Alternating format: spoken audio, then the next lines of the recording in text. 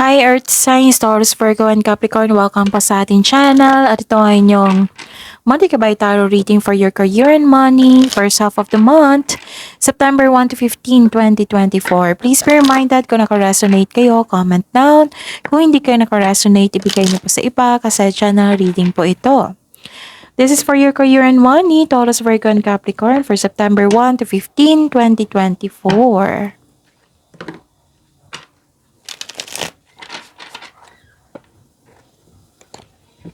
Maraming salamat po sa inyo patuloy na suporta at maraming salamat din po sa mga hindi nag-skip ng ads. Gamitin ang reading na ito bilang gabay lamang sa mga hindi pa nag-subscribe, subscribe na po kayo at click bell notification para malaman nyo na may bago tayong video. Para sa mga gusto magpa-reading po, may lumabas dyan sa screen nyo ngayon, panoorin nyo po at sundin ang instruction. Calling the attention sa mga suki ko dito na Taurus, Virgo, and Capricorn, open na po inyong Monthly Kabay Tarot reading for September 2024. May 6 months from now reading tayo at love life reading po. So message me, Taurus, Virgo, and Capricorn for schedule. Maraming salamat po.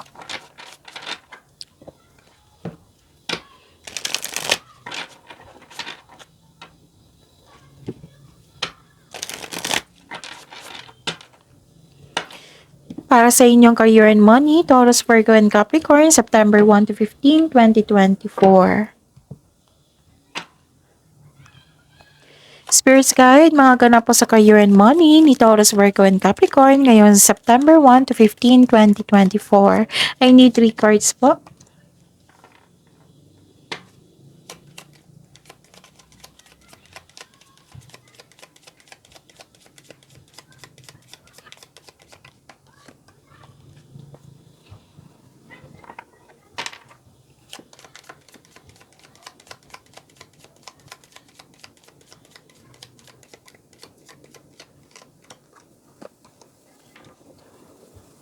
Okay.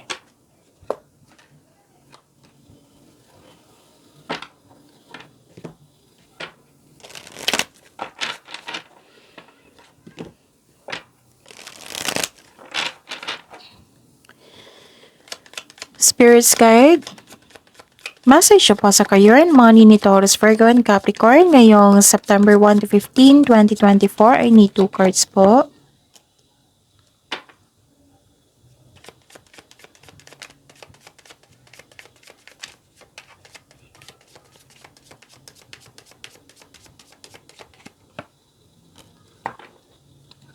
Okay.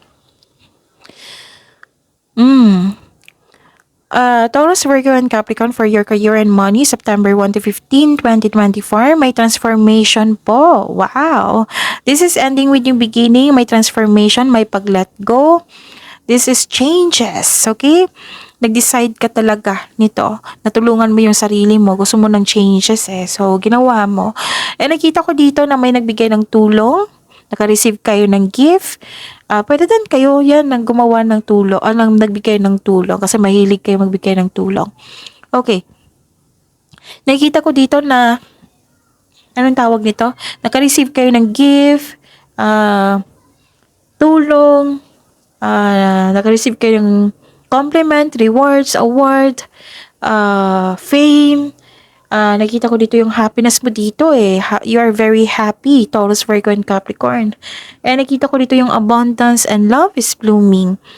Tapos, nakita ko dito yung harvest. Nag-harvest kayo, pwedeng may nagbayad sa inyo, na yung pwedeng sweldo din ito. Nagbayad sa inyo, nagbayad yung kliyente, may bayad na sa inyong project, ganon. May nakita ko ditong harvest. Okay? May nakita lang ako ditong naisip mo na disconnection sa isang tao.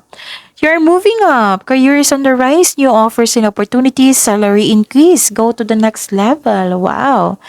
And transformation, ilang beses na I consider this is transformation, din ito, transformation. Change is a natural order of things, don't be afraid of the unknown. Huwag po daw kayo matakot sa mga pagbabago sa inyong buhay kasi bagong pagkakataon yan at magbibigay ito ng ginhawa, magbibigay ng kasaganaan. Spirits Guide, ano po yung energy sa career and money ni Taurus, Virgo, and Capricorn ngayong September 1 to 15, 2024? The clarification of this card po. Yun, maraming salamat po sa patuloy na tiwala at suporta sa ating channel. Tapos, wag niyo kalimutan na panoorin niyo po yung last 4 days kabay tarot reading niyo para hindi kayo malito, para hindi kayo maguluhan. Okay? Para maintindihan niyo talaga yung process.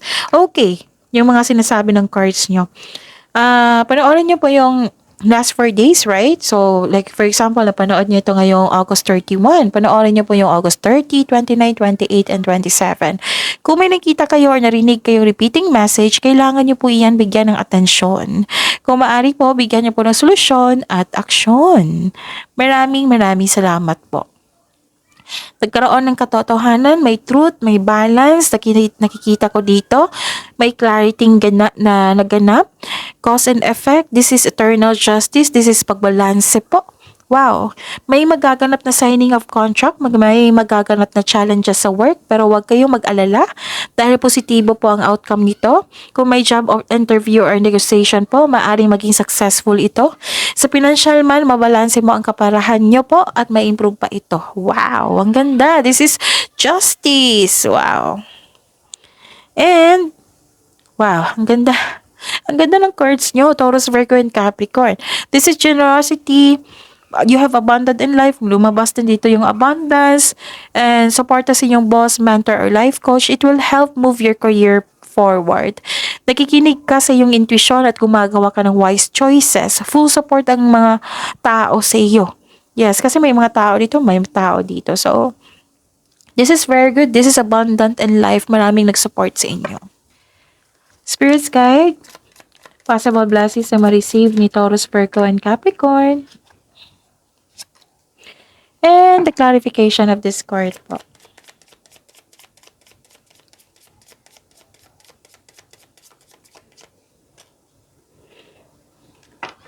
So, ayaw nyo na mag-overthink. Nagdesisyon ka dito na ayaw mo na mag-overthink, kinakaya mo sitwasyon kasi marami kayong gawain. Pwede din daw nagkaroon ka ng anong tawag dito, na distract ka sa isang tao na wala kayong connection. Pero now, nakita ko dito na gumagawa ka ng paraan, tinutulungan mo yung sarili, you are moving forward. Okay? Ano pa? So, ayaw mo na mag-overthink, kinakaya mo ang sitwasyon. Ano pa?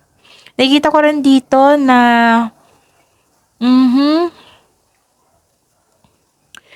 nagkaroon dito ng umiwas po daw kayo sa away. Kasi may cut off connection dito rin. Tatlong card na po. Kung pwede po umiwas kayo sa away, mag-focus kayo sa blessings na receive nyo. Okay? Parang gusto mong may kausap dito para maibsan ka. Okay? Tapos may tuto sa inyong desisyon. Pero don't worry kasi yung blessings na binigay sa inyo is abundant in life. Okay? Magkakaroon ng successful agreement. So, yun. Spirits guide, challenges na ma-overcome po ni Taurus, Virgo, and Capricorn sa career and money nila ngayong September 1 to 15, 2024. And the clarification of this card po. Okay. Maraming salamat po sa patuloy na tiwala at suporta sa ating channel at maraming salamat din po sa mga hindi nag-skip ng ads. May lumabas dyan ngayon kung sa screen nyo po, kung gusto nyo po iyan, then follow instruction. Ang sabi po ng card dito, to achieve a success in career and money, kailangan mo mag-focus comes with determination and clear intention. Now, this is a time to create a concrete business plan. So, you have success in the face of difficulty. Wow! So, yan, konkretong plano ay kailangan dito para makagawa ka ng big decision. So, this is transformation. Umuwi kayo ng successful. Pwede din business travel ito. Pwede, you are moving forward. You're moving forward to the next level. So, this is transformation talaga. Ang dami, ang ganda. Ang ganda ng mga sinasabi dito. Yung dapat iwasan nyo ha. Tapos, you're feeling powerful and enjoying being recognized in the workplace. Puro recognition sa inyong sipag at tiyaga. Wow. So, yun. Maraming salamat po See you tomorrow, Taurus, Virgo, and Capricorn. Maraming salamat po. And please like, subscribe, and click the button for notification para updated po kayo sa daily tarot reading natin. Maraming salamat po.